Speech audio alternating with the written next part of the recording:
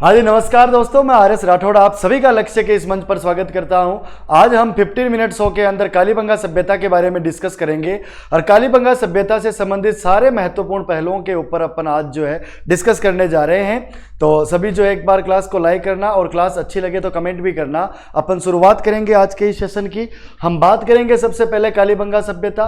ये जो आपकी कालीबंगा सभ्यता है, याद रखिएगा ये किस नदी के किनारे पर है, तो ध्यान रखना है आप लोगों को। ये कालीबंगा सभ्यता जो है वो आपके घग्गर नदी के किनारे पर है। घग्गर नदी को सरस्वती और द्रस्वती नदी के नाम से भी जाना जाता है और हनुमानगढ़ जिला मुख्यालय के दक्षिण पश्चिम में है। किस साइड के अंदर है, तो आपको ये भी ध्यान रखना है, बहुत ही इंपॉर्टेंट फैक्ट है। कभी कभार एग्जाम के अंदर पूछ लेते हैं कि जिला मुख्यालय के किस डायरेक्शन में है, तो दक्षिण पश्चिम के अंदर ये आपकी सभ्यता है। फिर बात करेंगे अपन घग्गर का सर्वे।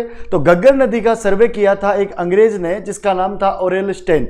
ओरेल स्टेन ने घग्गर नदी का सर्वे किया और इनके सर्वे का नाम है a survey work of ancient sites along the lost Saraswati river. और राजस्थान सरकार ने भी घग्गर नदी के सर्वे के लिए जो है आपके श्री राम वाड्रे साहब को यहाँ काम सौंपा था और वाड्रे साहब को लगाया था। उनके द्वारा भी घग्गर का सर्वे किया गया और ऐसा माना गया है कि यह सरस्वती नदी का ही प्राचीन अवशेष है।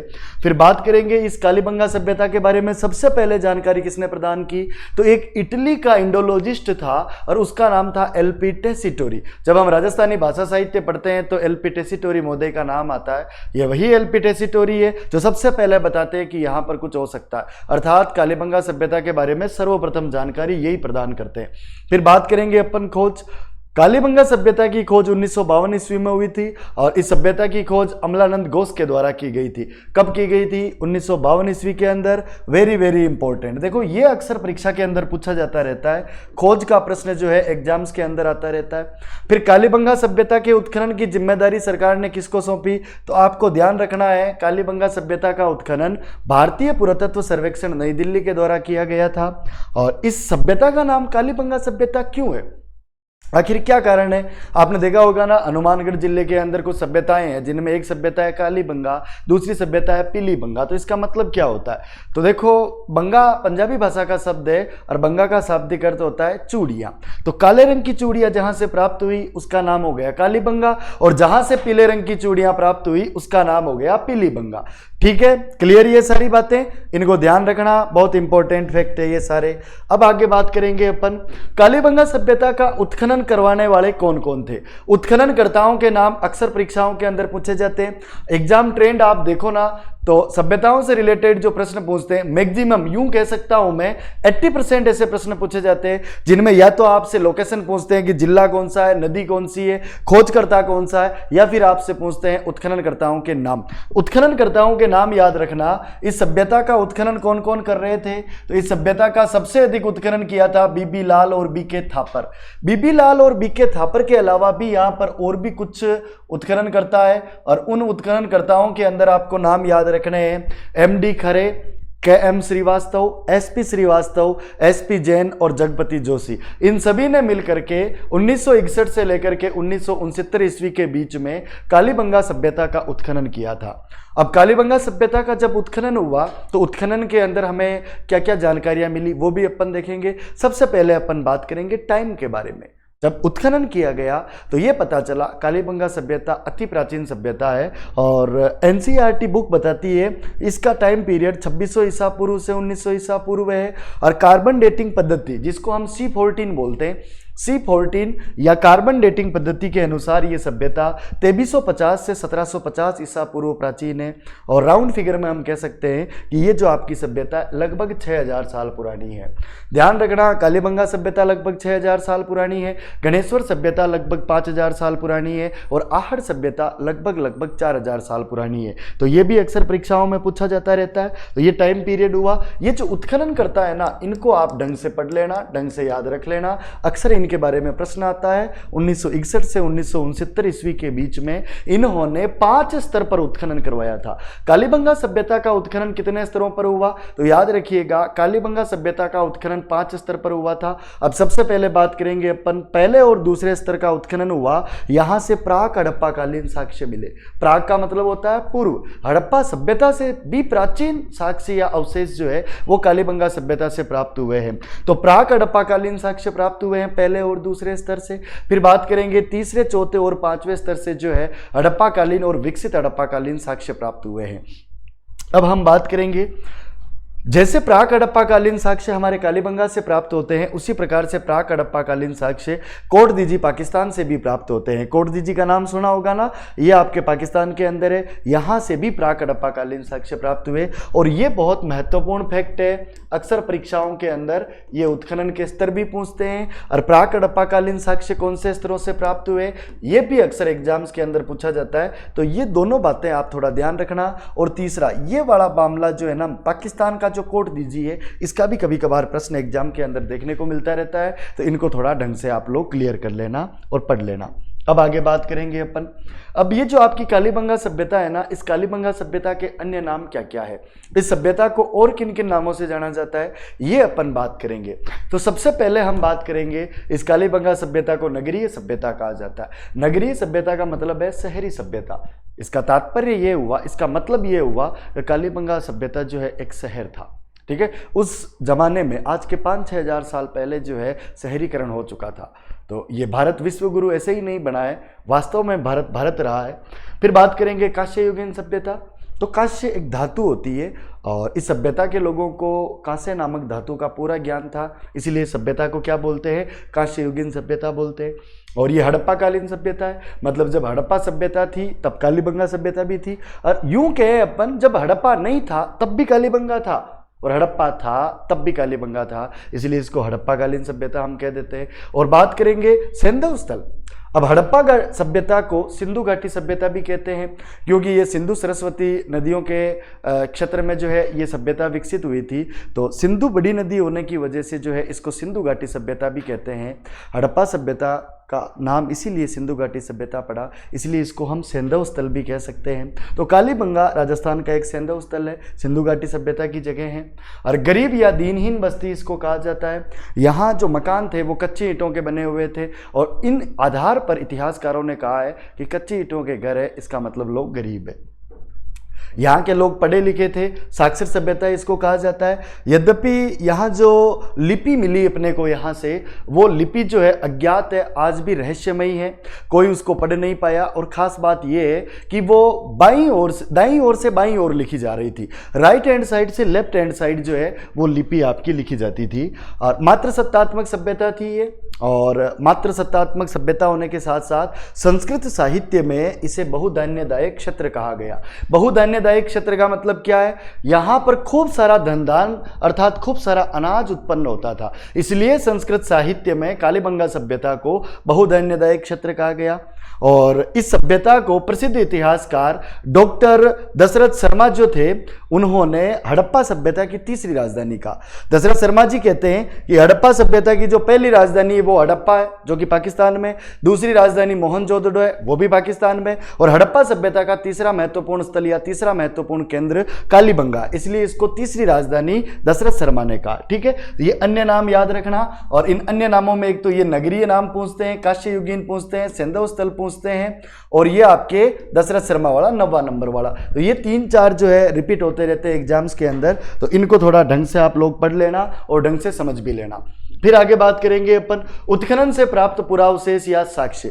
अब कालीबंगा सभ्यता का लार्ज स्केल पर एक्सकेवेशन किया गया। जब उत्खनन हुआ, उत्खनन में अनेक सामग्रियां यहां से प्राप्त हुई है। हम देखेंगे वो कौन कौन सी सामग्रियां हैं जो उत्खनन में प्राप्त हुई है। तो 7 अग्निवेदिकाएं या हवन कुंड यहां से प्राप्त हुए हैं, वेरी इंपॉर्टेंट फैक्ट है। स्वास्तिक का चिन्ह प्राप्त हुआ है, बलि प्रथा के साक्ष्य जो है वो कालीबंगा सभ्यता से प्राप्त होते हैं, और अंडाकार कुएं या गोल कुएं जो है वो कालीबंगा सभ्यता से प्राप्त होते हैं। इस सभ्यता की सबसे खास बात है, प्रत्येक तीसरे घर में यहां से कुआं प्राप्त होता है, और यहां से जो है ना एक खोपड़ी मिली है, 6 छेद वाली खोपड़ी। कोई लड़का था, कोई बच्चा था जिसको हाइड्रोसिफिलियस, जिसको हम मस्तिष्क शोध या हाइड्रोसिफिलियस कहते हैं, वो बीमारी हो गई थी, और फिर उसके हेड से, उसके सिर से जो है स्ट्रो डाल करके, छेद करके जो है वो पानी निकाला गया।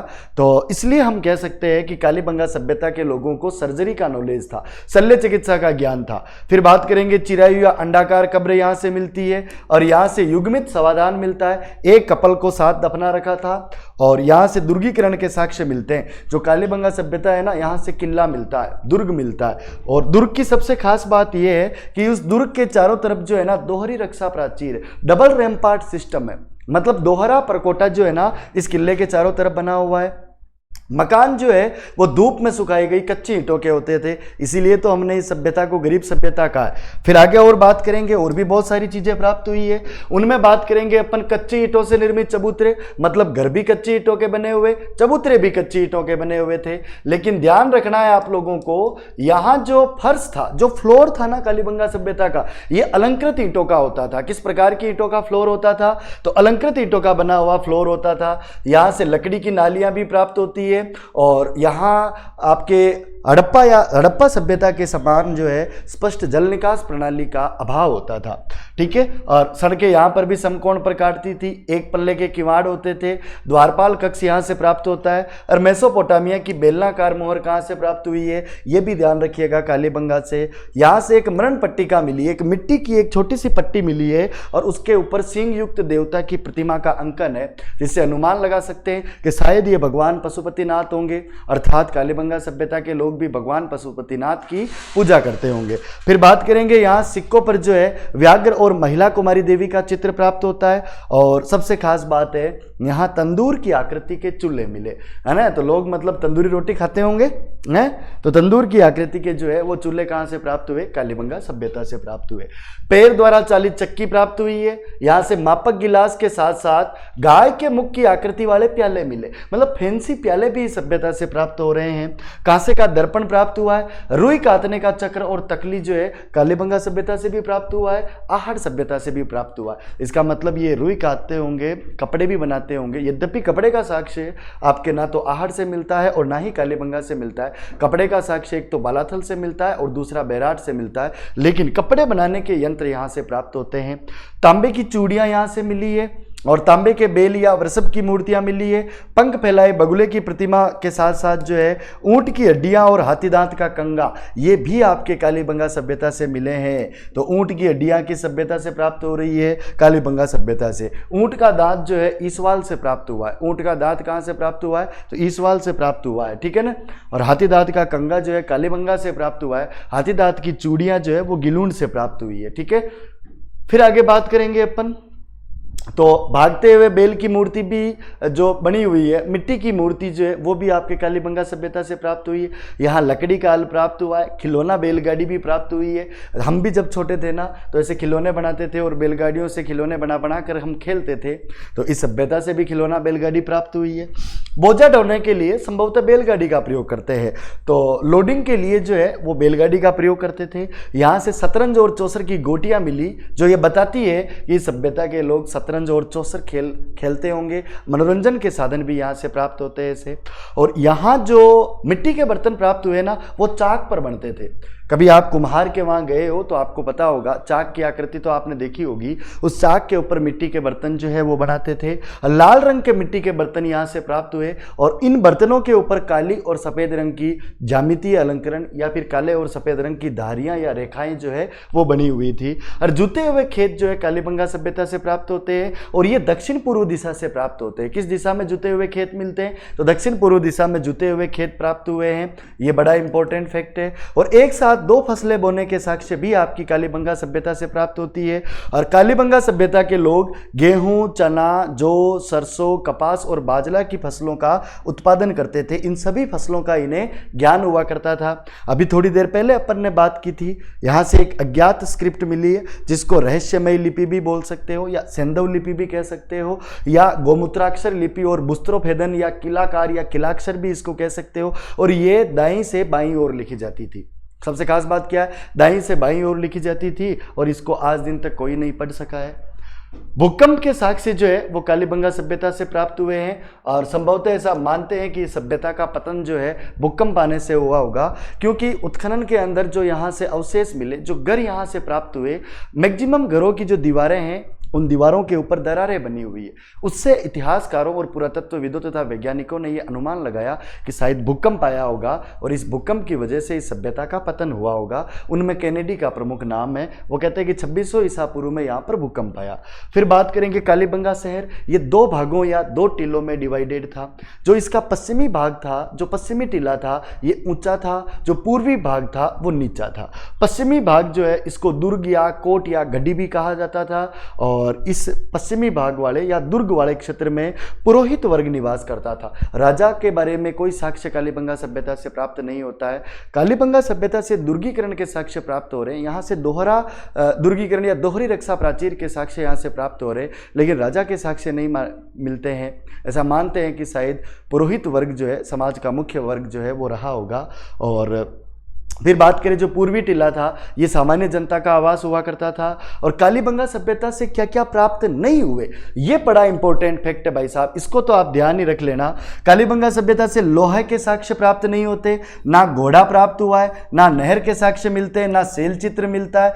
ये मात्र सत्तात्मक सभ्यता तो थी, लेकिन मात्र देवी की मूर्ति इस कालीबंगा सभ्यता से नहीं मिलती है। मंदिर के साक्ष्य भी नहीं मिलते और चावल के साक्ष्य नहीं मिलते। पता नहीं, कुछ कह देते हैं कि जले हुए चावल के साक्ष्य मिलते हैं, वो गलत बात है। आरपीएससी चीख चीख कर कहती है कि चावल के साक्ष्य जो है वो कालीबंगा से नहीं मिले। चावल के साक्ष्य आहड़ से प्राप्त होते हैं, ये सही बात है, लेकिन चावल के साक्ष्य कालीबंगा सभ्यता से प्राप्त नहीं हुए थे। इसको पल्ले गांठ बांध लेना, नोट कर लेना। तो ये कालीबंगा सभ्यता से चीजें जो है वो अपने को प्राप्त नहीं हुई थी।